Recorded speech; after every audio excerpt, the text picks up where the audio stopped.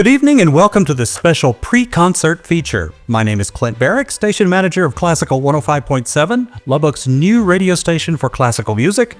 And with me are David Cho, music director of the Lubbock Symphony Orchestra, Neil Kurtzman, member of the board of directors of the LSO and our resident opera expert, and Amanda Key, soloist on tonight's concert.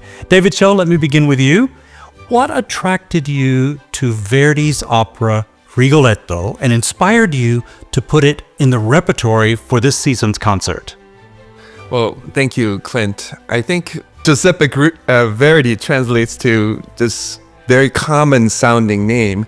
However, he was arguably the greatest opera composer who was able to really tighten up the drama and compile all this salacious acts, unimaginable bad behaviors in all the characters, and yet in the midst of all that, the beauty of music really inspires us. How is conducting opera different than an orchestral concert?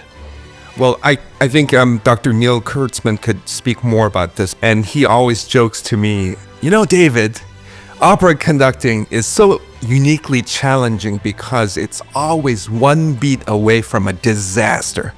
You have this responsibility as a conductor to manage the ensemble of the orchestra, which is usually in the pit, and the singers on stage. To connect the two art forms is a uniquely challenging craft. This actually is not a complete performance of the opera, no sets and costumes. It's just excerpts of all of the best music, right? Yes, and the orchestra will be on stage, different from a normal opera performance where orchestra's in the pit. The singers will be in their best evening dress code, and it'll look like we're all going to prom. Neil Kurtzman, you have a long history with opera in general, and certainly the operas of Giuseppe Verdi. Tell us what is special about Rigoletto, and what should the audience know in preparation for tonight's concert? Verdi, as David said, and I agree, is the greatest of all opera composers. He is the musical equivalent of Shakespeare. Why? Because he deals with all the emotions and feelings and actions common to all humans.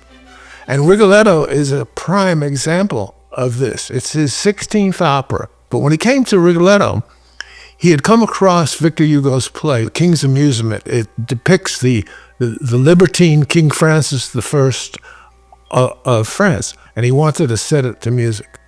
Now, the Duke in Rigoletto is a monarch who abuses his power, who's a sexual predator, who takes advantage of people who are lower than he is on the social or political scale, and his jester is newly arrived in town. He's only been there for 6 months. And he's a rather nasty character who has only one virtue. He has a daughter who he loves and who he tries to protect. And he won't let the daughter go out of the house except to go to church. And in church, she meets the Duke, who is pretending to be a poor student. She's only a teenager. I suspect she's some ways around 15 or 16, something like that. And she falls irrevocably in love with him. She won't give up no matter how badly he treats her, and he treats her really badly. His courtiers think that the daughter is Rigoletto's mistress. So they kidnap her, turn her over to the Duke, and the Duke rapes her. Nevertheless, Gilda, the daughter, still loves the Duke. And later on, in the third act, when Rigoletto takes her to a tavern where the Duke is cavorting with a prostitute, and she sees how he behaves, she still loves him. So he commissions Sparafucile, the assassin, to murder the Duke.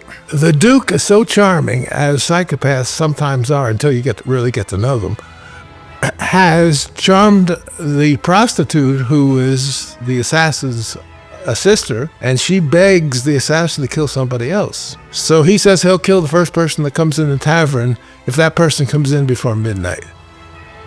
Gilda, the daughter, she's stabbed by a Sparafucile, put in a sack, and given to Rigoletto in exchange for 20 scudi.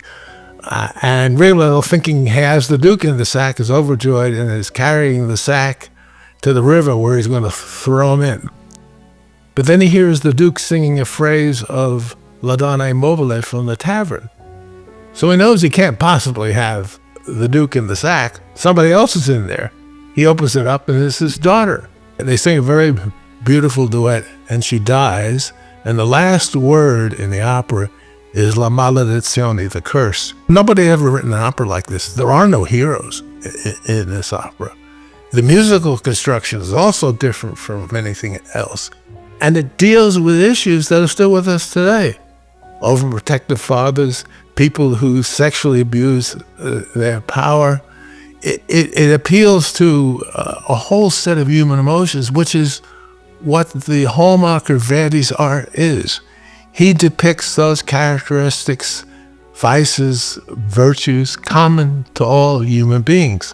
Amanda Key, you're the soloist on tonight's concert, one of the soloists, and you're portraying the part of Gilda, the daughter, who is the victim of all of these things. You've sung professionally in Europe, this role, in fact. What do you want people to know about this character and about the music that Verdi wrote for her?